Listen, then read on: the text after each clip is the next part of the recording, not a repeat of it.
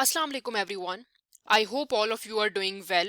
So in this video, I am going to discuss about Joseph Andrew by Henry Fielding, its summary and analysis along with some major themes. So let's begin. With its introduction. So Joseph Andrew is basically a novel written by Henry Fielding और ये जो novel है ये publish हुआ है 1742 के अंदर। और ये नॉवल जो है ये पैमेला से बहुत ज़्यादा इन्फ्लुएंस्ड है। पैमेला जो है वो रिचर्डसन का नॉवल है, सैमुअल रिचर्डसन का, ठीक है। और ये उस नॉवल से बहुत ज़्यादा रिजेंबल करता है और इन्फ्लुएंस्ड है, ठीक है। It was an epistolary novel, ठीक है, जो कि बेसिकली लेटर्स की फॉर्म में लिखा हुआ है पैमेला। और ये कंसिडर किया जाता है कि ये कुछ अर्लियर नॉवेल्स जो हैं उसके अंदर आता है, ठीक है, इंग्लिश लिटरेचर के, ठीक है। और it seems is often seen as a parody of the popular genre of sentimental novels of the time, ठीक है।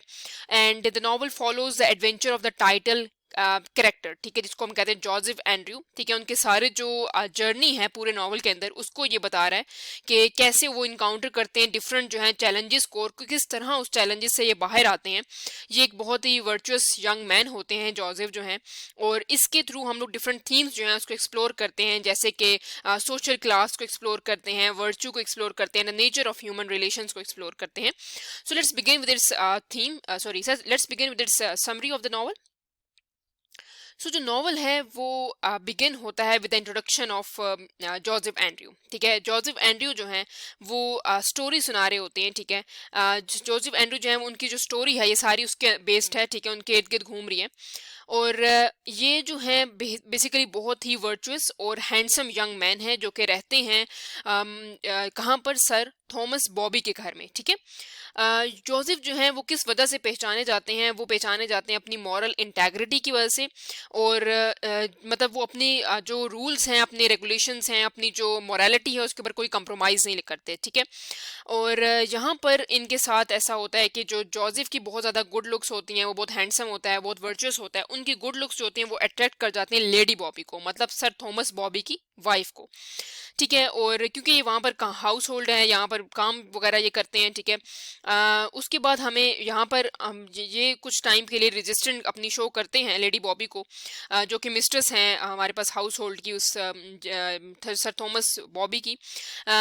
जोसेफ जो है कुछ टाइम के बाद उनके ऊपर बहुत ज़्यादा एडवांसेस होते हैं कि उनके ऊपर बहुत प्रेशर होता है, वो बार बार कह रही होती हैं कि आप मेरी तरफ, वो बहुत अट्रैक्ट होते हैं, वो उनको पसंद करने लग जाती हैं, ठीक है। सो वेल ये जो है ये छोड़कर जो हैं जोसेफ जो हैं वो ये छोड़कर कहीं और चले जाते हैं कि वहाँ पर एम्प्लॉयमेंट वगैरह ढूंढते हैं, ठीक है। And Joseph employment is terminated due to lady Booby unwanted advances, तो उनको टर्मिनेट कर दिया जाता है, ठीक है। He sets out on a journey back to his home household. So उनकी जॉब जो है वो बेसिकली टर्मिनेट कर दी जाती है और वो वापस चले जाते हैं अपने होम टाउन में, जहाँ पर वो अपनी जो स्वीट हार्ट हैं फैनी गुडविल उनसे ये रीजुनाइट होते हैं, ठीक है। क्योंकि जोसेफ जो हैं वो चाहते हैं कि वो अपनी जो लवर हैं, बिलविड हैं, उनके साथ लॉयल रहें, क्योंकि मैंने आपको पहले बताया कि वो बहुत ज़्यादा वर्चुअस थे, बहुत अपनी रूल्स एंड रेगुलेशन के जो थे वो खिलाफ नहीं जाते थे, तो वो ऑलरेडी उनसे कमिटेड थे, तो इसलिए वो कहीं भी किसी और जगह पर भी इस तरह से डिसलॉयलिटी शो नहीं कर सकते थे, ठीक है। सो जोसेफ जो हैं उन्होंने अपनी पूरी जर्नी के अंदर बहुत सारे इशूज़ वगैरह को फेस किया, ठीक है। और ये एक वेल मैनर्ड एक मैन थे, पार्सन एडम्स जो थे उनसे ही मिले, ठीक है। और इनसे इन्होंने बहुत सारी इंसेंट्रिक इंडिविजुअल वैल्यू जो थे, एसेंट्रिक वैल्यूज जो थी वो भी सीखी। वो एक नाइफ क्लर्जी मैन थे, ठीक है, and a host of eccentric individual. और जोसेफ ने बहुत ज़्यादा जो चैलेंजेस थे वो फेस किए on the basis of his जो मॉरल्स थे, ठीक है, उनकी जो लुक्स थी, ठीक है, उसकी वजह से उन्होंने बहुत ज़्यादा इश्यूज जो थे वो फेस किए। Joseph faces numerous challenges and temptation along the way, but his unwavering commitment to his principle and virtues remain intact, ठीक है। तो बेसिकली उनके ऊपर ये बहुत ज़्यादा दबाव था कि उनको पसंद कर लिया जाए या उनके साथ बेसिकली कुछ टाइम गुजारा जाए, उनके साथ इंगेज किया जाए, ठीक है, because of his looks. But उन्होंने थ्रू आउट हिज जर्नी इसने उन्होंने कभी भी अपनी जो इंटेग्रिटी थी, मॉरल इंटेग्रिटी, उसके ऊपर कोई भी कंप्रोमाइज नहीं किया। जो डिफरेंट कैरेक्टर्स हैं इस पूरे नॉवल के अंदर वो कुछ ना कुछ रिप्रेजेंट कर रहे हैं, ठीक है, इस नॉवल के अंदर। जैसे कि लेडी बॉबी जो हैं वो रिप्रेजेंट कर रही हैं करप्शन को, हिपोक्रेसी को, क्योंकि वो ऑलरेडी मैरिड हैं, ठीक है, स्टिल वो जो है वो करप्शन को शो कर रही हैं। अपनी जो रिलेशनशिप है मतलब सर थॉमस बॉबी के साथ, वो भी शो कर रही हैं कि बेसिकली उनके साथ जो रिलेशन है वो उनका इतना स्ट्रांग नहीं है। वो सिर्फ और सिर्फ अगर स्ट्रांग है, अगर होता स्ट्रांग तो वो किसी और की तरफ ना देखती, ठीक है। तो बेसिकली वो भी करप्ट है, एक इस वजह से उन्होंने उनको अपनी जॉब से निकाल दिया, ठीक है। तो नॉवल जो है वो basically through out a novel Joseph ने डिफरेंट कंट्रास्टिंग कैरेक्टर्स के साथ जो है उन्होंने देखा है, उनको डिफरेंट कैरेक्टर्स के साथ उन्होंने उनकी मुलाकात हुई है, जिसके थ्रू उन्होंने ये जो है ना ये सिंबल्स जो हैं वो शो करते हैं। He become a symbol of moral rectitude and stand in contrast to the hypocritical and morally corrupt society he encounters. Despite facing several trials and temptation, Joseph maintained his virtue and remained faithful to Fanny. ठीक है, तो basically at the end novel क्या होता है कि एक happy and पर ख़त्म होता है, जो कि तो जोसेफ जो है वो रीयूनाइट करते हैं फैनी के साथ एट द एंड। लेकिन यहाँ पर इस पूरे नॉवल के अंदर जो बेसिक थीम है या बेसिक समरी है वो यही है कि वो डिफरेंट कैरेक्टर्स के साथ मिलते हैं और जितनी भी सोसाइटी के अंदर हिपोक्रेसी होती है, करप्शन होती है, वो उनको फेस करते हैं। डिफरेंट जो सोसाइटी है वो बेसिकली मॉरली करप्ट है, लेकिन वो जो है वो बेसिकली अपने मॉरल वैल्यूज़ के ऊपर बिल्कुल भी कंप्रोमाइज़ नहीं करते। तो बेसिकली एक कंट्रास्ट है दो चीज़ों के दरमियान में, जिस सोसाइटी में वो रह रहे हैं और द वन हुम ही इज़, ठीक है। तो basically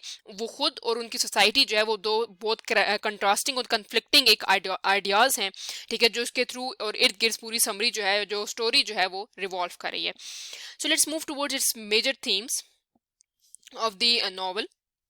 that is first theme is class distinction and standards. तो बेसिकली हमारे पास जो पहली थीम है वो सोशल क्लास है या क्लास की डिस्टिंक्शन है। हमने बताया कि जोसेफ एंड्रयू जो हैं वो ये बता रहे हैं कि वो एक लोअर क्लास से बेसिकली बिलोंग करते हैं, जो कि फेस करते हैं बहुत सारी discrimination due to his lower social status. The novel critique the class distinction prevalent in 18th century की सोसाइटी के अंदर जो भी सोशल क्लासेस थी, बेसिकली ये उसके ऊपर क्रिटिक है कि कैसे जो लोग थे हायर क्लास के लोग जो थे वो लोअर क्लास के लोगों को एक्सप्लॉइट करते थे। Second theme is virtue and morality, sorry appearance versus reality. हमने अपीयरेंस बता दी और रियलिटी क्या थी। अपीयरेंस वर्सेस रियलिटी का इधर हम लोग ये भी मतलब ले सकते हैं कि कैसे जो उनकी अपीयरेंसेस थी, जितने भी लोग थे वो लोग बहुत अपने आप को बज़ाहिर अच्छा दिखाते थे, जैसे हमारे पास सर जो थॉमस बॉबी हैं या हमारे पास लेडी बॉबी थी, लेकिन इन रियलिटी वो करप्ट थे और हिपोक्रेट थे। Third theme is morality and virtue. तो मोरालिटी हमारे पास यहाँ पर इंपॉर्टेंट थीम है, मोरालिटी से शो कराया जाता है तो सर ये जो जोसेफ एंड्रयू हैं वर्चू भी, ठीक है, कि कैसे वो अपनी वर्चूज के ऊपर कंप्रोमाइज़ नहीं करते थे। वो मॉरली करप्ट सोसाइटी के अंदर गए थे लेकिन अपनी इंटेग्रिटी के और मॉरल वैल्यूज़ के ऊपर बिल्कुल भी कंप्रोमाइज़ नहीं करते थे। सो यहाँ पर ये शो कराया जा रहा है कि जोसेफ जो थे वो पोर्ट्रियार हैं, paragon of virtue, unwavering in his commitment to his principles and is contrasted with the morally questionable action of other characters, ठीक है।